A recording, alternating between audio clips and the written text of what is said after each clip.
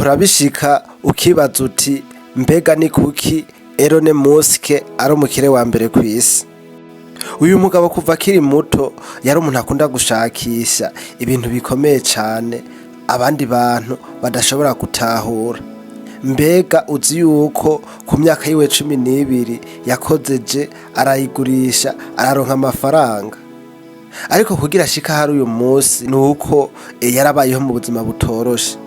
Hari igihe yabuze amafaranga yo gukotesha inzu yashaka kuraramwo, aca ahitamo kuza ararara mu biro yakoreramwo. Ariko uno munsi ni umwe mu bantu bakize cane kw'isi. None wibaza yuko ari iki catumye aba umukire wa mbere kw'isi? Uyu munsi ngiye kukwereka ibanga rimwe gusa ryatumye Elon Musk aba umukire wa mbere kw'isi. Kandi igitangaje nuko nawe ushobora kuba wo kwifashishira ibanga ngiye kukubwira ukarifashisha guhindura ubuzima bwawe.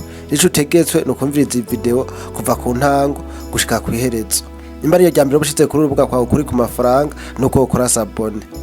Ikintu nyamukuru catumye Elon Musk aba umukire nuko yize gukemura ibibazo abantu benshi bari bafise. Abantu benshi bashaka amafaranga, ariko Elon Musk yashatse gukemura ibibazo abantu bafise. Yarabonye ko isi ifise ikibazo cyo guhumanya ikirere kubera esase na peteroli. Aca avuga ati reka nkore imodoka zidakoresha esase. Abantu benshi baramubwiye yuko bidashoboka, ariko wewe nuko atigeze acika intege. Uyu munsi Tesla ni imwe mu makampanyi akomeye cane kw'isi. Elon Musk amaze gukora ivyo bintu ntabwo yahagarariye ngaho. Yarabonye ko kuja mu kirere bihenze cane.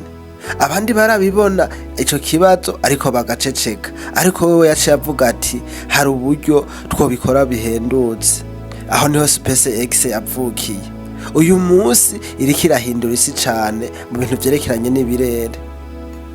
Isomo twokuramo nuko abantu ntibiruka inyuma y'amafaranga gusa, ahubwo biruka inyuma y'ibibazo bakeneye gukemura.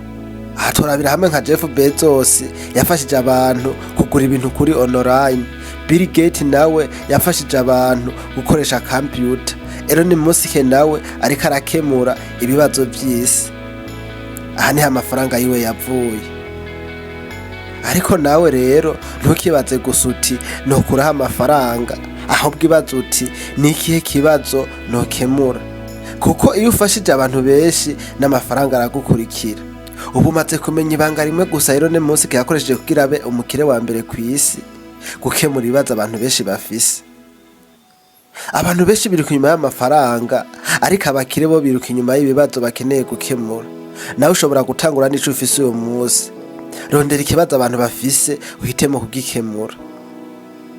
Nimba video yagufashije nuko ukora sabone, ugakora like, ugakora na share, kugira ngo ntuzocikwe n'ibindi biganiro byo kuri ku mafaranga. Je twariko turaganira ni Ntama Pascal. Ciao ciao.